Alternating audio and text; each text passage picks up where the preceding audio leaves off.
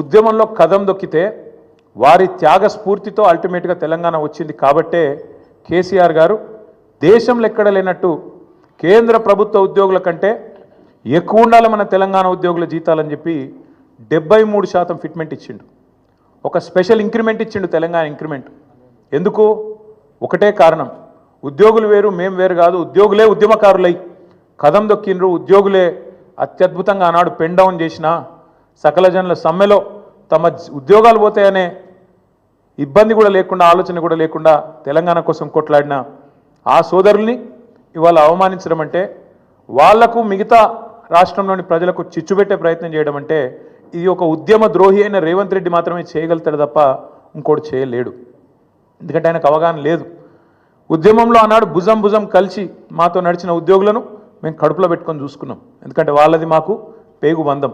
అందుకే ఒక ఉద్యోగ సంఘాల నాయకుడు మంత్రి అయిండు, మరొక నాయకుడు కౌన్సిల్ చైర్మన్ అయిండు, ఇంకొక నాయకుడు బ్రహ్మాండంగా ఆనాడు కార్పొరేషన్ చైర్మన్ అయిండు, ఇంకొక నాయకుడు ఎమ్మెల్సీ అయిండు, ఇంకొక నాయకుడు ఎమ్మెల్యే అయిండు. చాలామంది పెద్ద పెద్ద హోదాల్లో ఆనాడు ప్రభుత్వంలో ఉన్నప్పుడు వారిని గౌరవించుకున్నది కేసీఆర్ ప్రభుత్వం. ఇవాళ ఉద్యోగులు అడుగుతున్నది ఏంది? మీరు చెప్పిందే కదా, మీరే చెప్పిండ్రు. ఇక పేజ్ నెంబర్ 28 మేనిఫెస్టో, టీఎస్ఆర్టీసీ సిబ్బంది సంక్షేమం. ఆర్టీసీ కార్మికులను ప్రభుత్వంలో విలీన ప్రక్రియ పూర్తి చేసి 2 పీఆర్సీ బకాయిలు వెంటనే చెల్లిస్తాం.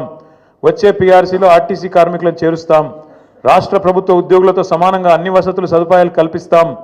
ఆర్టీసీ బస్సులకి ఏందో చెప్పింది. ఇక ఇది ఆర్టీసీ కార్మికుల గురించి మీరు చెప్పిన మాట.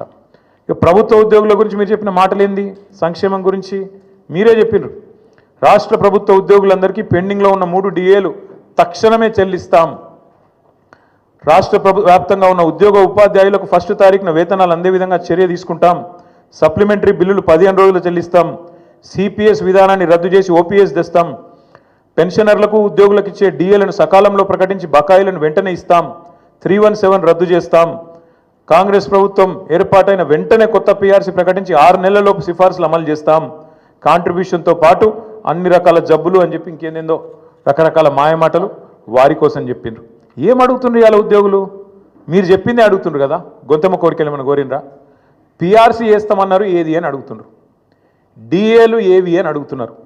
కానీ ఇవాళ మీరు మాట్లాడే మాట ప్రజల ముందు ఉద్యోగులను విలన్లుగా చిత్రీకరించే ఒక చిల్లర కుట్ర ఏదైతే స్వయంగా ముఖ్యమంత్రి గారు చేస్తున్నారో వారిని వాళ్ళ తెలంగాణ ఉద్యోగుల తరపున మేము అడుగుతున్నాం. భారత రాష్ట్ర సమితిగా అందాల పోటీలకు 250 కోట్లు ఉన్నాయి, కానీ పెన్షన్ రిటైర్ అయిన వాళ్ళకు మీకు పెన్షన్ ఇస్తుంది, కానీ రిటైర్ అయిన వాళ్ళకు రిటైర్మెంట్ బెనిఫిట్స్ ఇస్తుంది, కానీ పైసలు లేవా? ఇదేనా నీ ప్రభుత్వం? ఇదేనా నీ ప్రాధాన్యత? నన్ను కోసుకొని తింటారా అంటుండు ముఖ్యమంత్రి. నన్ను కోసుకొని వండుకొని తింటారా? ఇదొక ముఖ్యమంత్రి ప్రభుత్వ ఉద్యోగులను ఉద్దేశించి మాట్లాడిన మాట. అయ్యా ముఖ్యమంత్రి గారు, నిన్ను కోసుకొని తినేంత పిచ్చోడెవడు లేడు. నువ్వే నీ తలమాసిన విధానాలతోని రాష్ట్రాన్ని కాల్చుక తింటున్నావు. రాష్ట్రాన్ని సంవత్సరంన్నర రాచి రంపాన పెడుతున్నావు నువ్వు. ఇది వాస్తవం. ఇలా రాష్ట్ర ప్రజలు ఒక మౌలికమైన ప్రశ్న అడుగుతున్నారు. కేసీఆర్ ఉన్నప్పుడు కరెంట్ ఎందుకు మంచిగా ఉండే, ఇప్పుడు మంచిగా ఎందుకు లేదు? కేసీఆర్ ఉన్నప్పుడు మంచినీళ్ళు ఎందుకు మంచిగా వస్తుండే, ఇప్పుడు ఎందుకు వస్తలేవు? ఎండాకాలం రాగానే మళ్ళీ ఆగం ఎందుకు అవుతుంది? మళ్ళీ బిందెలు పట్టుకొని రోడ్డు మీదకి ఎందుకు పోవాలి? కేసీఆర్ ఉన్నప్పుడు రైతు బంధు పడుతుండే, ఇప్పుడు ఎందుకు పడతలేదు? కేసీఆర్ ఉన్నప్పుడు టైంకు పెన్షన్లు వస్తుండే, ఇప్పుడు 2 నెలలు ఎందుకు ఎగ్గొడుతుండు? కేసీఆర్ ఉన్నప్పుడు చెప్పిన ప్రతి పని చేస్తుండే, ఇప్పుడు ఎందుకు చేయలేకపోతున్నాడు? కేసీఆర్ ఉన్నప్పుడు రాష్ట్రం రయ్యమని పురోగమనంలో ముంగటికి పోయింది, ఇప్పుడు ఎందుకు తిరోగమనంలో పోతుంది, ఎందుకు వెనకపోతుంది అని అడుగుతున్నారు. సమాధానం ఉందా నీ కాడ? ఎందుకు అంటే నీకు చేతనైతలేదు, నీ కాంగ్రెస్ పార్టీకి చేతనైతలేదు. కేసీఆర్ ఉన్నప్పుడు బీఆర్ఎస్ పాలనలో రాష్ట్రం దేశానికి రోల్ మోడల్ అవుతుంది, ఎట్లా కాంగ్రెస్ పాలనలో దివాలా ఎందుకు తీస్తున్నది? కారణం ఒకటే, ఇది నాయకత్వ లోపం. మీ కాంగ్రెస్ పార్టీ పెట్టిన శాపం తెలంగాణకు. మార్పు పేరుతో మీరు చేసిన దుర్మార్గం ఇది. అందుకే మేమనేది, ఏ ముఖ్యమంత్రి కూడా భారతదేశ చరిత్రలో ఈ 78 ఏళ్లలో తాను పరిపాలిస్తున్న రాష్ట్రానికి నీ శాపాలు పెట్టినోడైతే వాడు లేడు. ఎయిడ్స్ పేషెంట్ అంటివి, క్యాన్సర్ పేషెంట్ అంటివి, ఆఖరికి నిన్న దివాలా తీసింది మనకు అప్పు ఉడతలేదు అని చెప్పి అట్లా మాట్లాడుతీవి. అందుకే నీ దివాలా కోరు మాటలు, నీ ఇంటలెక్చువల్ బ్యాంక్రప్సీ, నీ ప్రభుత్వం యొక్క దివాలా కోరు విధానాలే వాళ్ళ రాష్ట్రం పాలిట శాపాలుగా మారినాయి. సీఎం అనేటోడు ఒక తండ్రి లాంటోడు. సంపద పెంచాలే రాష్ట్రం మొత్తానికి, ముఖ్యంగా పేదలకు, బలహీన వర్గాలకు ఎవరికైతే టానిక్ అవసరం పడుతుందో, ఎవరికైతే కొంత మరి ప్రభుత్వం వైపు నుంచి చేయూత అవసరం పడుతుందో వాళ్ళని ఆదుకోవడమే ఒక ప్రభుత్వ పెద్ద, ఒక రాష్ట్రానికి పెద్ద లాంటి వాడు చేయాల్సిన పని. కానీ నువ్వేం చేస్తున్నావు? దివాలా తీసిపోయినాం, దరిద్రంలో ఉన్నాం, పోతున్నాం. అందుకే కొన్ని వాస్తవాలు ప్రజలకు చెప్పాలి. వాస్తవాలు ఏంటి? ఏ రాష్ట్రానికైనా ఏ ప్రభుత్వానికైనా ఆస్తులు అప్పులు వారసత్వంగా వస్తాయి. ఇప్పుడు మేము 2014లో ప్రజల దయతో, ప్రజల ఆశీర్వాదంతో ఆనాడు కేసీఆర్ గారు ముఖ్యమంత్రి అయినప్పుడు కేసీఆర్ గారికి మాత్రం వీళ్ళు కాంగ్రెస్ వాళ్ళు మాకు అప్పచెప్పినప్పుడు రూపాయి అప్పు లేకుండా, రూపాయి ఆస్తి లేకుండా ఇచ్చిండ్రా? అప్పులు ఇచ్చిండ్రు, ఆస్తులు కూడా ఇచ్చిండ్రు. అప్పులు ఇచ్చినారు, ఆస్తులు కూడా ఇచ్చినారు. ఆ రోజు 2014 లెక్క తీసుకుంటే ఇది ప్రభుత్వం యొక్క లెక్క, నా లెక్క కాదు, ప్రభుత్వం యొక్క లెక్క. 2014లో మొత్తం రాష్ట్రం యొక్క ఆదాయం సంవత్సరానికి మొత్తం రెవెన్యూ రిసీట్స్ తీసుకుంటే 51,000 కోట్లు, అంటే నెలకు 4,215 కోట్లు. మేము దిగిపోయిన నాడు రాష్ట్రం యొక్క ఆదాయం టోటల్ రెవెన్యూ రిసీట్స్ 2,16,567 కోట్లు, అంటే మేము దిగిపోయేటప్పుడు నెలకు 18,000 కోట్లు. మరి కేసీఆర్ గద్దెనెక్కినాడు నెలకు 4,215 కోట్లు, 253 కోట్లు. కేసీఆర్ గద్దె దిగిపోయినాడు నెలకు 18,000 చిల్లర కోట్లు.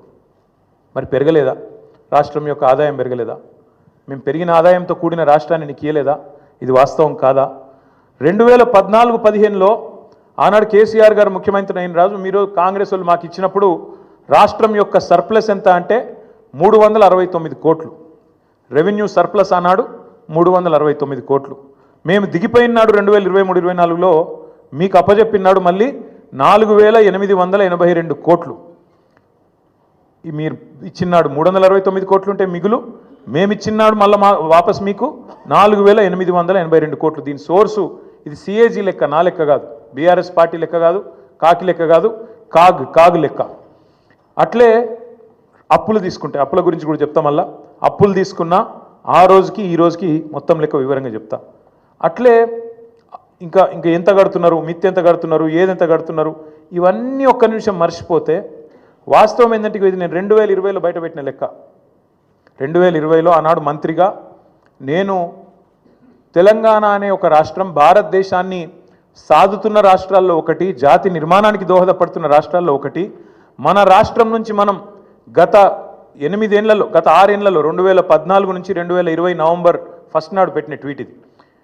2,72,926 కోట్లు, అంటే దాదాపు 2,73,000 కోట్లు పన్నుల రూపంలో తెలంగాణ నుంచి మనం కేంద్రానికి కడితే, కేంద్రం నుంచి మనకు వచ్చింది కేవలం 1,40,000 కోట్లు అని చెప్పి లెక్కలతో సహా అధికారికంగా ఒక మంత్రిగా ఆ రోజు నేను పెట్టిన లెక్క ఇది బయటికి. అంటే దేశాన్ని సాదుతున్న రాష్ట్రాల్లో, దేశంలో ఉండే ఇతర వెనుకబడ్డ ప్రాంతాలకు మరి ఇతోధికంగా సహాయం చేస్తున్న రాష్ట్రాల్లో తెలంగాణ ఒకటి అని చెప్పడానికి ఈ లెక్క చెప్తా ఉన్నా. గవర్నమెంట్ అనేది ఒక కంటిన్యూస్ ఇన్స్టిట్యూషన్. ఇంతకుముందు కిరణ్ కుమార్ రెడ్డి గారి నుంచి కేసీఆర్ గారు ముఖ్యమంత్రి అయినారు, ఆ తర్వాత ఇప్పుడు రేవంత్ రెడ్డి గారు అయినారు, రేపు ఇంకెవరో అవుతారు. అట్లే గవర్నమెంటు ఒకరి నుంచి ఒకరికి అధికారం బదలాయింపు జరిగినప్పుడు ఖచ్చితంగా ఆస్తులు వస్తాయి, అప్పులు వస్తాయి, కంటిన్యూస్ ప్రాసెస్. కాబట్టి ఇవన్నీ కూడా సహజంగా జరగాల్సిందే. కానీ ప్రతి ప్రభుత్వం కూడా ఉన్న ఆస్తులు ఎంత, అప్పులు ఎంత, మన వనరులు ఎంత, మన పరిస్థితి ఏంది, మన ఎట్లా సంపద సృష్టించవచ్చు, ఏం చేయొచ్చు, మన విజన్ ఏంది ఆలోచించుకొని నిర్మాణాత్మక చర్యలు కార్యక్రమాలు తీసుకొని ముంగటికి పోతుంది. కాంగ్రెస్ ప్రభుత్వం కూడా అట్లే చేస్తుందని మేము ఆశించినాం, ప్రజలు కూడా ఆశించినారు. ఇవాళ ఎంత దుర్మార్గం అండి, ఇష్టం వచ్చిన లెక్కలు చెప్తారు. ఎంత అన్యాయం అంటే శ్వేతపత్రం అని మొదలుపెట్టినారు. అధికారంలోకి వచ్చిన మొదటి 2 వారాల్లోనే శ్వేతపత్రం అనే అబద్ధాల జాతర మొదలుపెట్టినారు. మొదలుపెట్టుడు 6 లక్షల కోట్లు అప్పయిందని మొదలు పెడతాడు. ఇవాళ ముఖ్యమంత్రి గారు మరి ఎన్నిసార్లు మారుస్తారో ఆ అంకె కూడా మాకు కూడా అర్థమవుతలేదు. మొదలుపెట్టినప్పుడు డిసెంబర్ 2023లో 6 లక్షల చిల్లర కోట్ల అప్పు అని చెప్పిండు కేసీఆర్ గారు చేసింది. ఇవాళ చెప్తున్నాడు నిన్న 8,29,000 కోట్లట. ఈ సంఖ్య రోజు రోజుకు మారుతూనే ఉంటుందా? సర్కార్ నడుపుతుండ్రా, సర్కస్ నడుపుతుండ్రా, ఏం నడుపుతున్నారు మీరు? 6 లక్షల కోట్లని చెప్పింది మీరే, మళ్ళీ ఇవాళ 8,29,000 కోట్లను అబద్ధం చెప్తుంది మీరే. అసలు వాస్తవం ఏంది?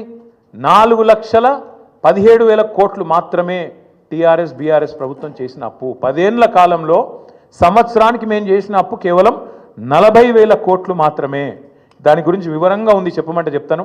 కానీ మీరు ఎక్కువ తక్కువ చెప్తే కూడా మళ్ళీ మీరు వేస్తారో ఏరో. కానీ ఒకటి మాత్రం వాస్తవం, ప్రభుత్వమే ఇచ్చిన లెక్కలు, నేను చెప్పేది నా లెక్క కాదు, వాళ్ళు ఇచ్చిన శ్వేతపత్రం ప్రకారమే, సోషియో ఎకనామిక్ అవుట్లుక్ ప్రకారమే రాష్ట్ర ప్రభుత్వం మాత్రమే చెల్లించే అప్పు, రాష్ట్ర ప్రభుత్వం స్వయంగా చెల్లించే అప్పు 1,15,599 కోట్లు మాత్రమే. 5% వెరీ లో రిస్క్ కింద ఇచ్చిన అప్పు మరొకటి 89,569 కోట్లు ఉంది. దీనికి ప్రభుత్వం గ్యారంటీ ఇస్తుంది కానీ కార్పొరేషన్ వాళ్ళే కట్టుకుంటారు, వెరీ లో రిస్క్. అందుకోసమే అది మొత్తం తీసుకుంటే కూడా 4,478 కోట్లు మాత్రమే.